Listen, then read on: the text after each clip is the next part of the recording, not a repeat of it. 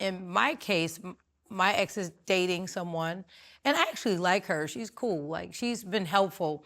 I think, I don't see a hidden agenda. I think there has to be, what I feel is that it just depends on how they got in the relationship too. Like if she's like a mistress turned wife, the respect level is different. You know what I mean? In this case, this was a clean, this woman that he's with, this is somebody that was not involved in our relationship. And there was no infidelity while I was with her. So I like her. She's cool. We have a clean slate until she, proves otherwise, but she's cool. How soon do introductions come when you are dating somebody to? I haven't introduced anybody to anybody on my side. But I seem to have to meet everybody immediately. And I think one of the things that a lot of folk, we think about our kids like puppies or something, right? Oh, they'll get over it, or it doesn't matter to them. Yeah. And we just kind of like, we think we can just live our lives and they're not included.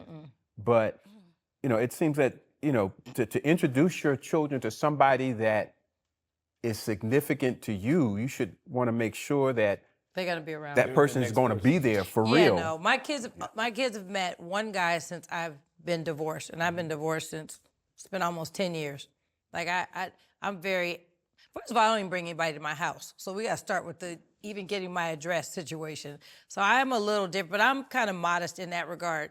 That doesn't make me better than anyone, who's not, but I'm really like super. Do you both feel like you had to put your feelings on the back burner for the sake of peace with your ex? Like kind of like some of the things you really want to say, like I really want to, but you know what? I'm gonna take that back and just keep that to myself. I've been doing much better. Oh, here's a little secret for you, because this is what I used to do. I would just put the phone on mute and just cuss. Oh, say everything. So I would get it out. Oh, that was good. And then I would just unmute it, like, oh, so you were saying what again? So that's what I did to help me to get feelings out and get over stuff without it turning real nasty. Good idea. You mom, Right. I know you didn't. Well, wait till I see I'm gonna slap you. Oh, that's good. Just put it on mute. Yeah, put it on mute, because it could go. And then it's kind of like, wait, are you listening to? I'm like, yep, I am. Do you hear the words coming out of my That mouth? mute button, though, that's what I did. I don't have to do that now. Like, if we was to argue now, I'd be like, why are we arguing? Like, yeah, we so past that. Yeah. Now we crack jokes. So we're back to, oh, that's so good. We back to cracking jokes. Look at you. That is Yeah. Look at God. Yeah. Won't he do it? Yeah. Do you allow your ex's current spouse or significant other to discipline your children? No, she doesn't discipline my kids. Not that I know of. They've never told me anything that would be sketchy, but. Yeah, no, I don't think my kids ain't allowing nobody really to. Nobody's disciplining my kids. No. Like, not even me, huh? Yeah, no. My kids are they're at the age where now you can just really talk to them, and you can probably guilt them into doing more what you want. There's no no physical discipline. Yeah, no. So what have you learned about yourselves in this journey? Because a lot of times at the beginning of this, we've already come through quite a roller coaster on this show with how y'all started to how you are now. Yeah. So what have you learned about yourself? Like, did you realize you're more patient than you thought or not as patient as you need to be? What have you learned about yourselves? Tori? I learned I have a mouth on me. We knew that. Yeah. I've learned growth. I've learned that I need to not speak every time something comes to my head, to, relax. I've also learned that this has helped me grow as a person. I mean, we all in life, we have our journey, and, you have your bumps on the road, and this has just been that bump for me. But I've learned that, in order to get to the next level, you do have to change certain things. And I've learned a lot about myself, and I have changed a lot. Do you feel like some of it was you? Oh, of course.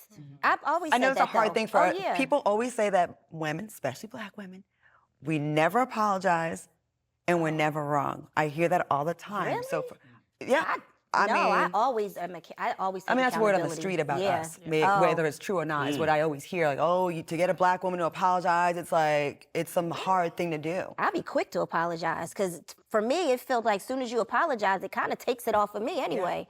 So I like apologizing, but I try not to do stuff that I have to always apologize, but if I did do something wrong, I do apologize. Has it always been that way? Not always. That's one of the things that I did have to learn too. And that came with, stepping it up and also going to therapy. Like even telling myself you need to go to therapy. Because that's a big step to even acknowledge that you need to go to therapy. So it sounds like all the negative things from this relationship just made you a better human being overall. Right. Yeah. It sucks, but it did. But it works. Yeah. Tameka, how about yourself? What did you learn about yourself with the... I learned the importance of remaining in a beautiful state. You have to remain in a beautiful state. I think you have two states of being. You can be in a beautiful state or a state of suffering. Suffering is when you dwell on something that you can't change, or, now I speak my mind and I let it go. I release things. Like, I don't stay mad. I'm never mad at anything or anyone for a long period of time. A lot of times I don't even remember what we were mad about. I'd be like, what were we arguing about? Well, let's go to lunch. That was us. Yeah, exactly. I don't stick to it because I'll be like, it was stupid to begin with. And life is really short. So you remain in a beautiful state. That's just where I am now. What would you tell your younger selves if you could give yourselves any type of relationship advice, family advice? What would you say?